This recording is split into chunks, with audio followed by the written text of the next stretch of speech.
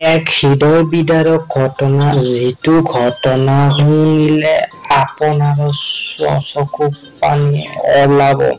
ফাকুৱাৰ ৰং ৰহস্যৰ মাজত এক অসমত ঘটিল এটা মৰ্মান্তিক ঘটনা।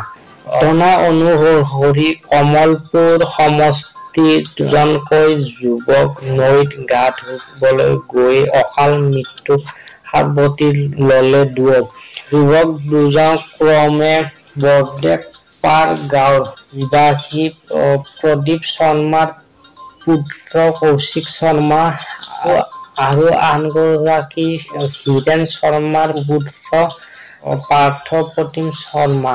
দুজনকৈ যুৱকৰ এনে এক আকস্মিক মৃত্যুত অঞ্চলটোত শোকৰ ছাপ পৰিছে।